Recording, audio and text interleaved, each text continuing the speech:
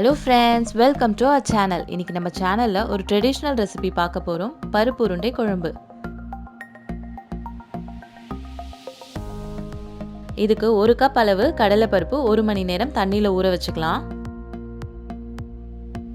நம்ம சேனலை இதுவரைக்கும் சப்ஸ்கிரைப் பண்ணாதவங்க மறக்காம சப்ஸ்கிரைப் பண்ணிடுங்க. அடுத்து ஒரு 50 கிராம் புளி, அதாவது ஒரு பெரிய லெமன் அளவு புளியை ஒரு 15 நிமிஷம் தண்ணியில ஊற வச்சிடலாம்.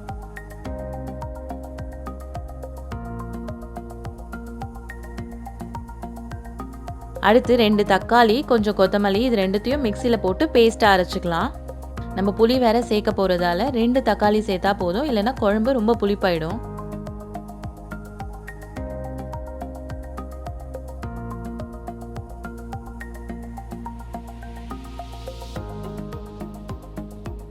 இப்போ நல்லா பேஸ்ட்டாக அரைச்சாச்சு, இதை எடுத்து வச்சிடலாம்.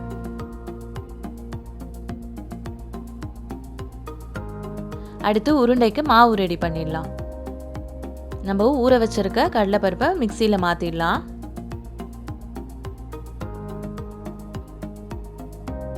இது கூட 1 டீஸ்பூன் சோம்பு, அப்புறம் தேவையான தண்ணி சேர்த்து அரைச்சிடலாம்.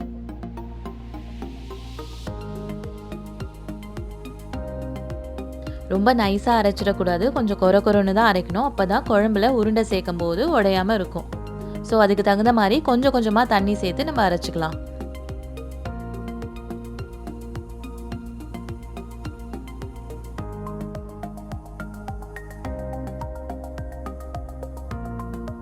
பாருங்க, இதுதான் கரெக்டான கன்சிஸ்டன்சி.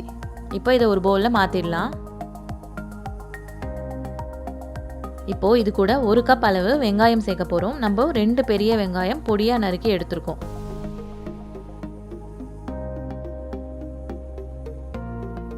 அப்புறம் 3 பச்சை மிளகாய் இப்படி சின்ன சின்னதாக கட் பண்ணி சேர்த்துக்கலாம். அப்புறம் கொஞ்சம் கொத்தமல்லி, கொஞ்சம் கருவேப்பிலை, 1 டீஸ்பூன் இஞ்சி பூண்டு பேஸ்ட்,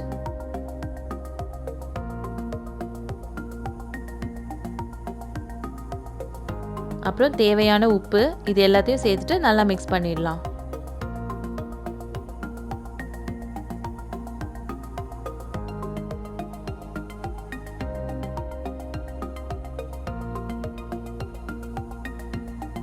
இப்போ உருண்டைக்கு மாவு ரெடி பண்ணியாச்சு, குழம்பு வைக்க ஸ்டார்ட் பண்ணிடலாம்.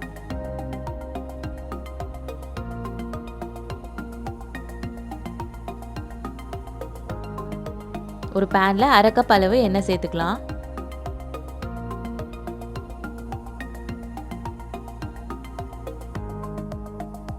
எண்ணெய் நல்லா காஞ்சோன 1/2 டீஸ்பூன் கடுகு,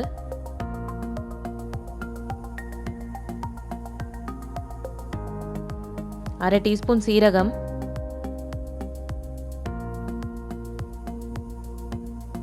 1/2 டீஸ்பூன் சோம்பு, 1/2 டீஸ்பூன் வெந்தயம்,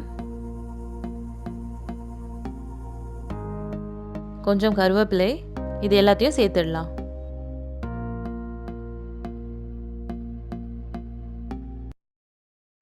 அடுத்து 2 பொடியாக நறுக்கின வெங்காயம் சேர்த்துட்டு ஃப்ரை பண்ணிக்கலாம்.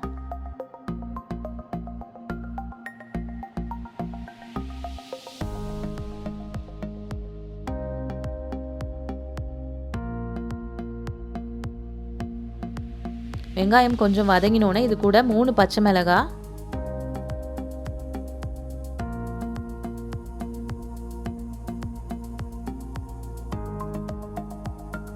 அப்புறம் நம்ம அரைச்சி வச்சிருக்க தக்காளி கொத்தமல்லி பேஸ்ட்டை சேர்த்துட்டு நல்லா வதக்கிக்கலாம்.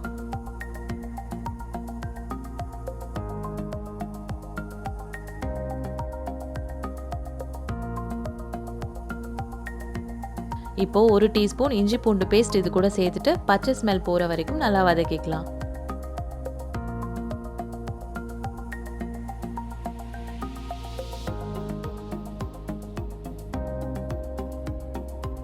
அடுத்து 1/2 டீஸ்பூன் மஞ்சள் தூள்,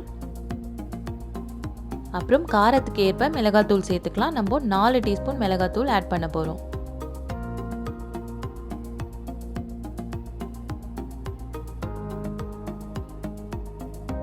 இப்போ நம்ம கரைச்சி வச்சிருக்க புளி தண்ணியை இது கூட சேர்த்துடலாம்.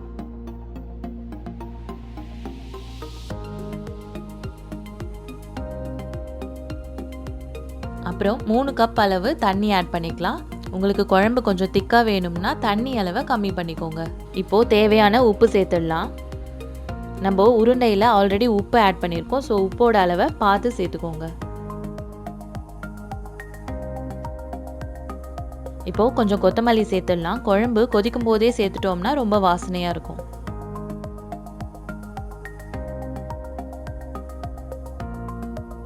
இப்போது நம்ம ரெடி பண்ணி வச்சுருக்க மாவை இந்த மாதிரி ஒரு மீடியம் சைஸ் உருண்டையாக உருட்டி ஒவ்வொன்றா குழம்புல சேர்த்துடலாம். குழம்பு கொஞ்சம் கொதிக்க ஆரம்பித்த பிறகு தான் உருண்டைகளை சேர்க்கணும். இப்போ இதை ஒரு 15 நிமிஷம் நல்லா கொதிக்க விட்டுக்கலாம். உருண்டை நல்லா வெந்துடுச்சுன்னா இந்த மாதிரி மேலே வந்துட்டோம். அதுதான் ஐடென்டிஃபிகேஷன். இப்போ ஸ்டவ் ஆஃப் பண்ணிவிட்டு இதை சர்விங் பவுலில் மாற்றிடலாம். இதை உடனே சாப்பிடாமல் கொஞ்சம் நேரம் கழித்து சாப்பிட்டிங்கன்னா உருண்டையில் குழம்பு நல்லா இறங்கி சாப்பிட ரொம்ப சாஃப்டாக அப்புறம் ரொம்ப டேஸ்ட்டாக இருக்கும். ஸோ நீங்களும் வீட்டில் கண்டிப்பாக ட்ரை பண்ணி பார்த்துட்டு உங்கள் கமெண்ட்ஸை எங்கள் கூட ஷேர் பண்ணுங்கள். தேங்க்யூ.